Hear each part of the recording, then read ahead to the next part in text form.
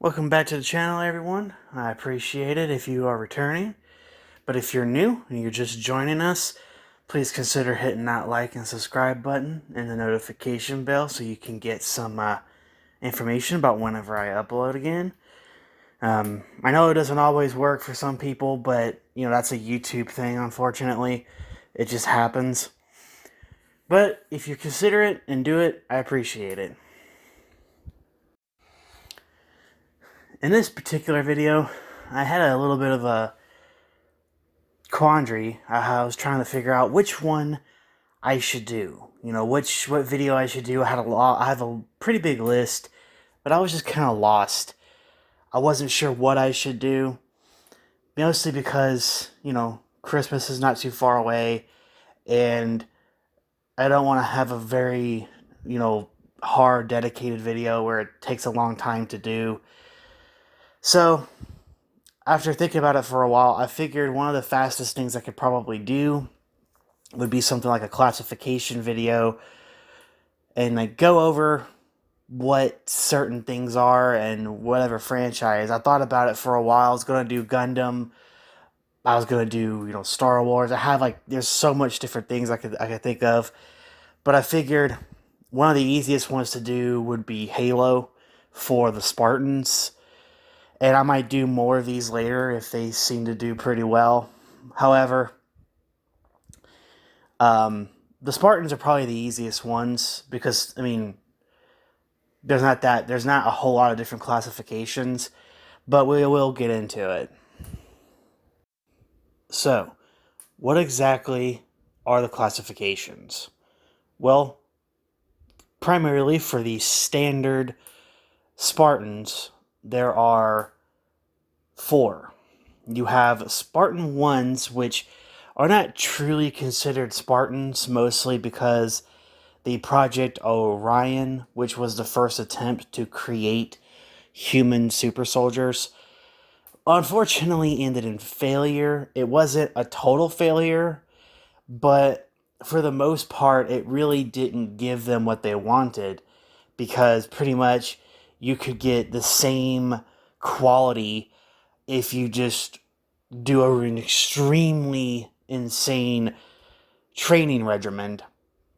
You get the same quality of troops. This, of course, is what led to the ODSTs.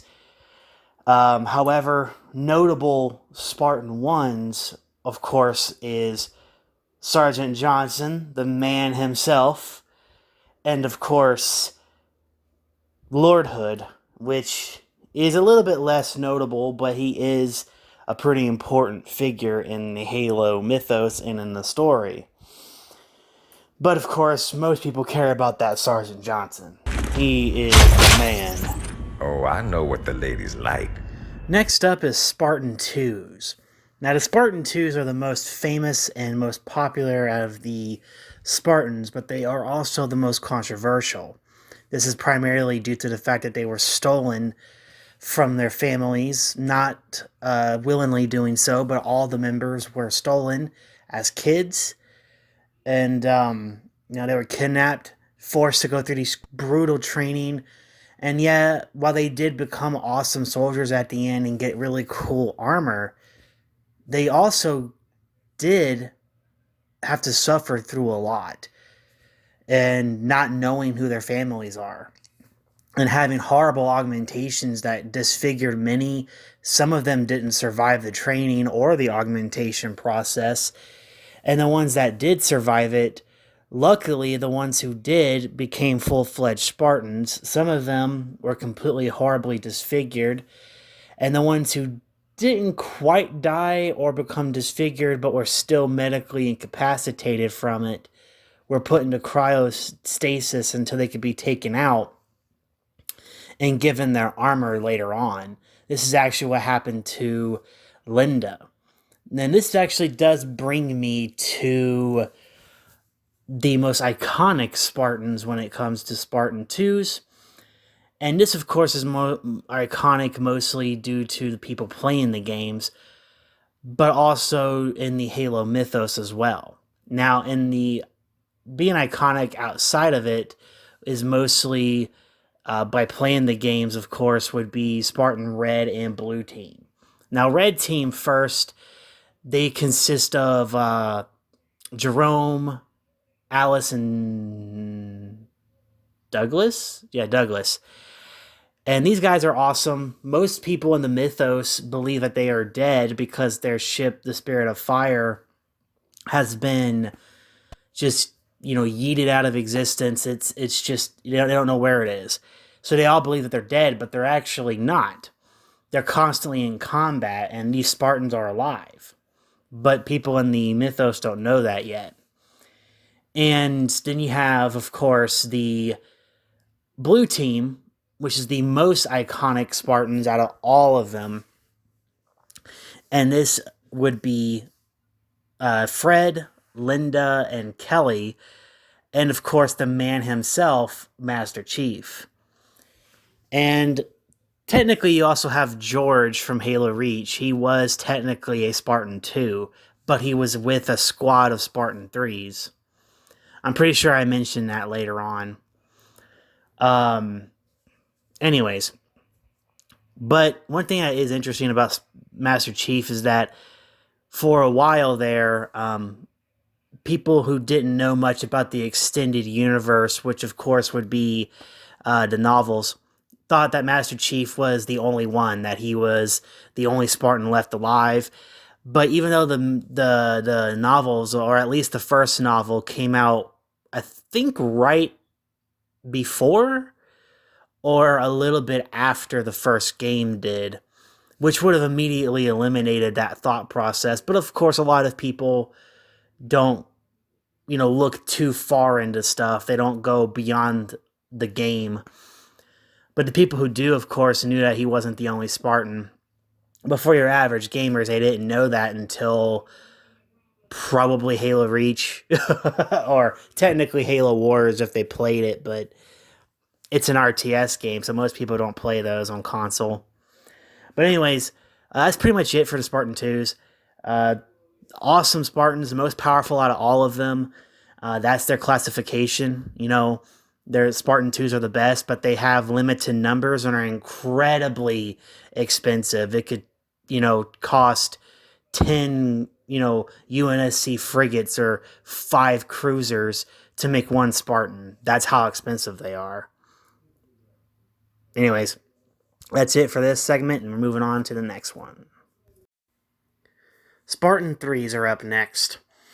They are a quick stopgap when it comes to the Spartans. They were the first attempt to do basically a cheaper version of a Spartan, but because they were obviously cheaper, they were also not nearly as good. They were still well done, but not nearly as good as the Spartan 2s. Their armor was weaker, their augmentations were all done through chemicals and drugs, and they were all volunteers, which is an upgrade from Spartan 2s, but they were all orphans. So basically, they preyed on their anger. That's pretty much what they are, but they were basically used as suicidal Spartans, basically to hopefully instill fear into the Covenant, making them feel like they had way more Spartans than they actually did, because while the Spartan 3s are real Spartans, they're more or less a just a way to give them a false impression that there's way more than there really is. That's pretty much what they were. Now, when it comes to notable Spartan 3s, really there's only a handful that really stand out, but the most important to really highlight would be Noble Team. That's just because you play and then they're the ones in Halo Reach. And they have the most impact on the players. You play as one in Halo Reach. And of course, Noble Team consists of Carter, Kat, June, Emil, and George, and Noble 6. George is actually not a Spartan 3, he's a 2. But as a whole, they're all Spartan 3s. Most Spartan 3s died before the end of the Covenant War.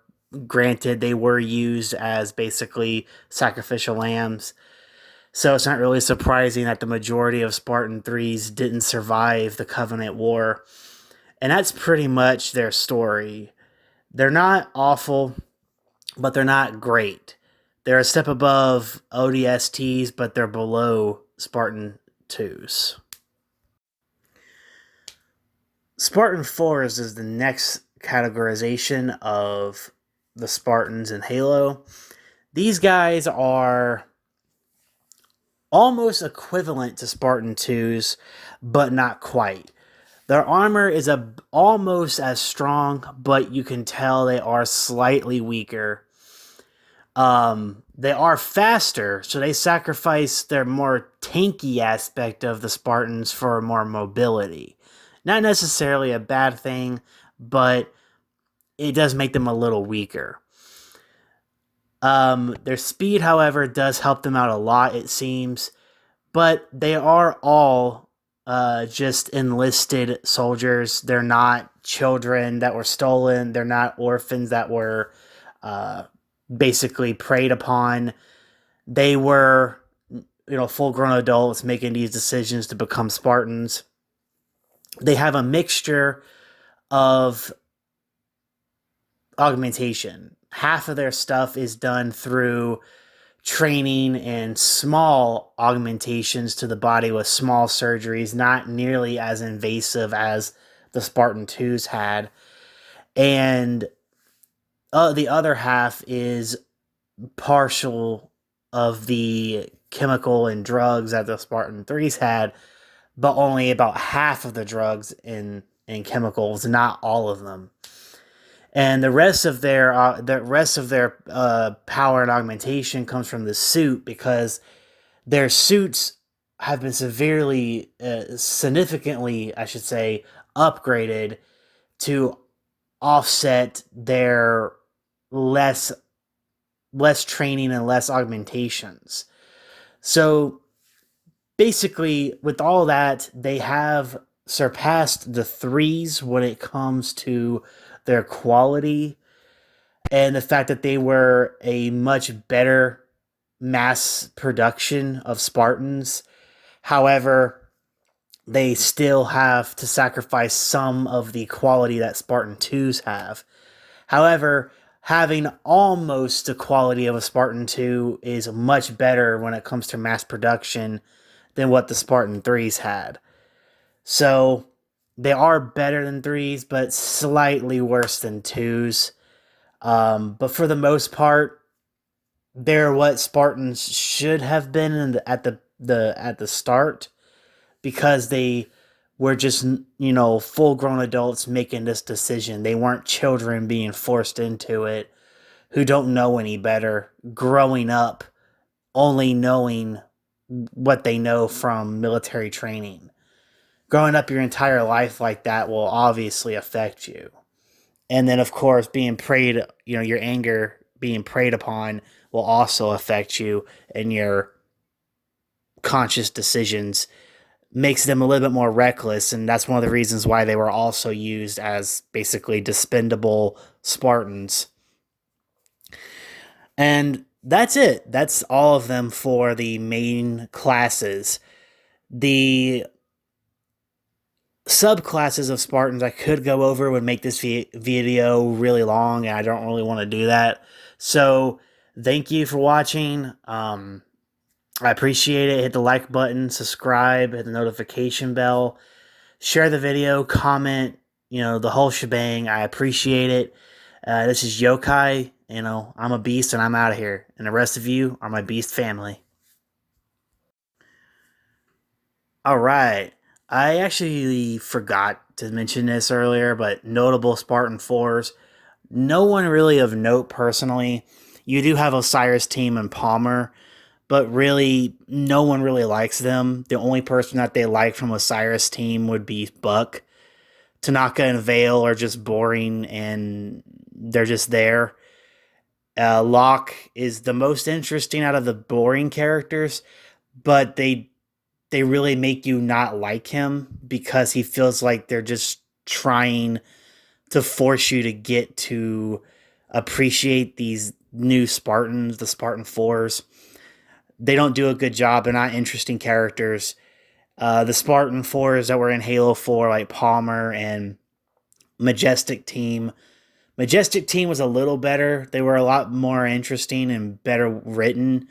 But at this point, people hated Force so much that no one really cares about Majestic Team. And Crimson Team, who is the character you play as in the Spartan Ops mode, is still pretty cool, but at the end of the day, he's the character you play.